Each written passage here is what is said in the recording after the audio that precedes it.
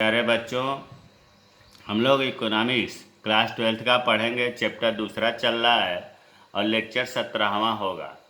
कल हम लोग पढ़े थे उदासीनता वक्र क्या है और उदासीनता वक्र की विशेषताएं। विशेषताओं में आपको 6 विशेषताएं बताया गया था। कल 2 हो चुका था। पहला हमने बताया था कि उदासीनता वक्र बाएं से दाएं ढालू क्यों होता है, चित्र से बताया था। और दूसरा बताया था उदासीनता वक्र किसी भी अक्ष को मतलब स्पर्श नहीं करती। अब तीसरी विशेषता है उदासीनता वक्र रेखाएं एक दूसरे को काटती नहीं है। उदासीनता वक्र रेखाएं एक दूसरे को काटती नहीं है। तो इसको जो है पहले हम चित्र के माध्यम से समझ लें, फिर उसके बाद ये हो गया आपका ओ एक्स वाई, 2 वस्तु को दिखाना होता है, एक्स वस्तु और ये हो गया वाई वस्तु। आपको बताया है कि उदासीनता वक्र जो है वो उन्नतोदर होता है। नतोदर मत बना दीजिएगा, नतोदर पीपीसी में होता है, उत्पादन संभावना वक्र में होता है। अब जो है ये एक हो गया, मान लो इसका हम रख दिए IC1। IC का मतलब होता है इनडिफरेंस कर्व, उदासीनता वक्र, ये एक हो गया। 2 इसी तरह से 2 और बना दी, कितना वो बना सकते हैं। अब ये कह रहा है कि उदासीनता वक्र रेखा एक दूसरे को काटती नहीं है। अब काटती का मतलब यह है कि ये दूसरा जैसे हमने ऐसे दिखा दिया, सॉरी इधर नहीं आएगा, यहीं तक रहेगा, इस तरह से नहीं होगा, कभी नहीं होगा। एक अनधिमान, इसे मान लो नाम रख दिया IC2। एक अनधिमान वक्र दूसरे अनधिमान वक्र को क्रॉस नहीं करेगी। जब ये चीज़ समझ में आ गया होगा, हमेशा बनेगी तो कैसे बनेगी, पैरेलल, समानांतर, एक दूसरे को काटेगी नहीं। अब प्रश्न उठता है कि अच्छा क्यों नहीं काटती है, क्यों नहीं काटती है। तो देखो, जितने भी उदासीनता वक्र रेखाएं हैं सब अलग अलग संतुष्टि प्रदान करती हैं। अब यहाँ 2 है तो दोनों अलग अलग संतुष्टि प्रदान कर रही हैं। और जब दोनों काट देंगी तो इसका मतलब कि इस बिंदु पर दोनों समान संतुष्टि प्रदान कर रही हैं, जो कि संभव नहीं है। जब दोनों एक समान संतुष्टि प्रदान नहीं करेंगे तो फिर काटेंगे नहीं। वही चीज़ लिखा है, देखो, प्रत्येक तटस्थता वक्र का संतुष्टि स्तर अलग अलग होता है। मतलब जितने भी उदासीनता वक्र बनेगा सबका संतुष्टि स्तर लेवल अलग अलग होता है, इसलिए एक दूसरे को कभी नहीं काट सकती। क्योंकि जिस बिंदु पर भी एक दूसरे को काटेगी कम से कम वह बिंदु सम संतुष्टि का बिंदु होगा। अगर काट दी तो यहाँ पर दोनों का बराबर संतुष्टि हो गया, परंतु यह संभव नहीं है। ऐसा संभव नहीं है क्योंकि प्रत्येक तटस्थता वक्र भिन्न भिन्न संतुष्टि के स्तर को प्रदर्शित। प्रत्येक तटस्थता वक्र, बार बार देखो, कहीं तटस्थता वक्र आ रहा है, कहीं उदासीनता वक्र आ रहा है, कहीं अनधिमान वक्र, तीनों एक ही नाम है। तो प्रत्येक तटस्थता वक्र जो है अलग अलग संतुष्टि प्रदान करती हैं, इसलिए दोनों को आपस में काटना संभव नहीं है। तो ये चीज़ हो गया आपका। अब जो है चौथा, उदासीनता वक्र का ढलान मूल बिंदु की ओर उन्नतोदर होता है। इससे पहले अगर हम उत्पादन संभावना वक्र की बात करें तो उसमें भी ऐसा ही था, उत्पादन संभावना वक्र का ढलान मूल बिंदु की ओर उन्नतोदर होता है। तो उसमें आपको याद होगा मैंने लिखवाया था कि बढ़ती, यहाँ घटती लिखा है, बढ़ती हुई, यहाँ सीमांत प्रतिस्थापन दर लिखा है, वहाँ पर लिखा गया था सीमांत अवसर लागत। पीपीसी में मूल बिंदु की ओर उन्नतोदर क्यों होता है, बढ़ती हुई सीमांत अवसर लागत के कारण। उसे आप देखें जैसे वो है उसी तरह से, उसमें नतोदर था, इसमें उन्नतोदर है। उसमें बढ़ती हुई सीमांत अवसर लागत था, इसमें घटती हुई सीमांत प्रतिस्थापन दर। देखो बच्चों, यहाँ एक चीज़ मैं बता दूँ, सीमांत प्रतिस्थापन दर और सीमांत अवसर लागत दोनों की परिभाषा सेम है, लेकिन सीमांत अवसर लागत जो है उत्पादन संभावना वक्र में प्रयोग करते हैं और सीमांत प्रतिस्थापन दर का हम उदासीनता वक्र में करते हैं, जबकि दोनों की परिभाषा सेम है। तो अब इसको जो है एक हम 3 चित्र बनाकर देखेंगे। वैसे आपको पता है कि उन्नतोदर होता है। एक चित्र बनाते हैं। ये बहुत सबसे जितनी भी विशेषता है सबसे महत्वपूर्ण यही विशेषता है। अगर इसको लॉन्ग क्वेश्चन में या लघु उत्तरीय प्रश्न से बड़ा पूछता रहता है,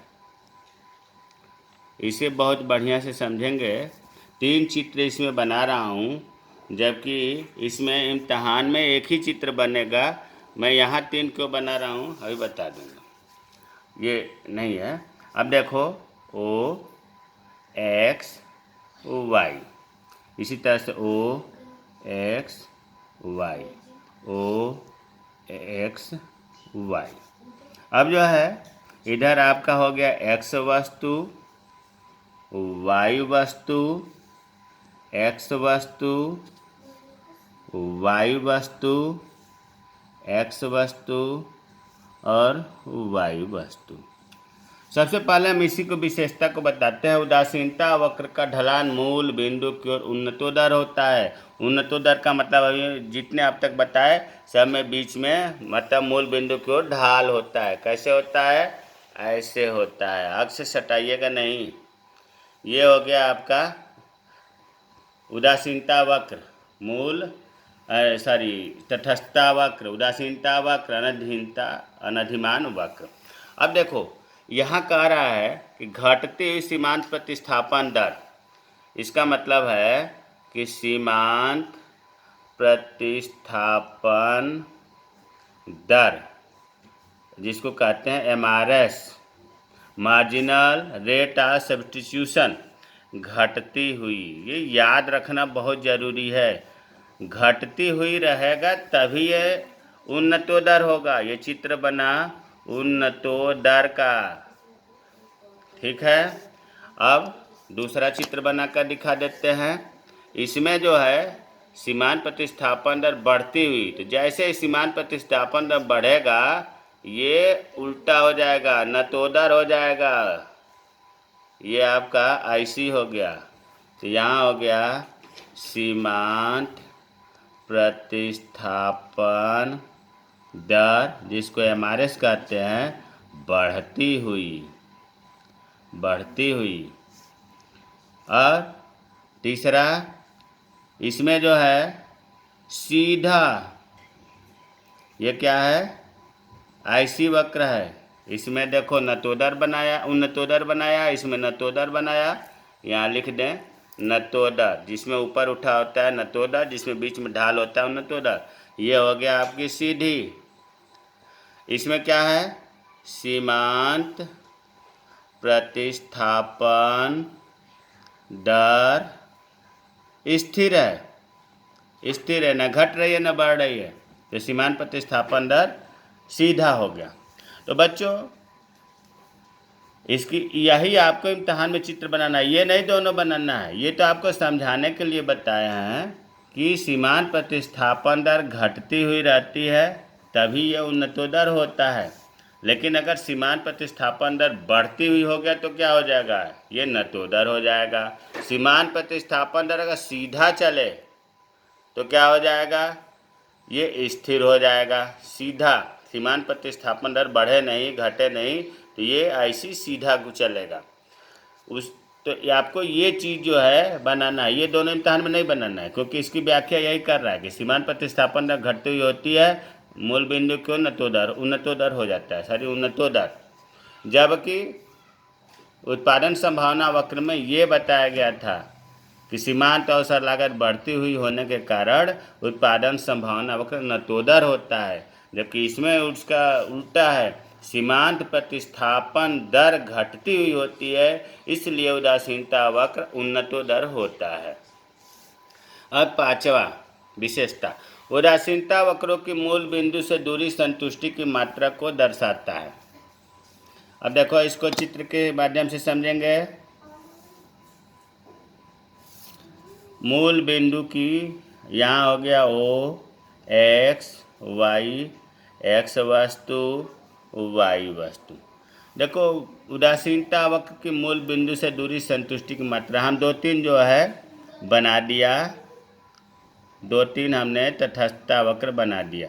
ये मान लो अनधिमान वक्र 1 हुआ, अनधिमान वक्र 2 हुआ, अनधिमान वक्र 3 हमने बना दिया।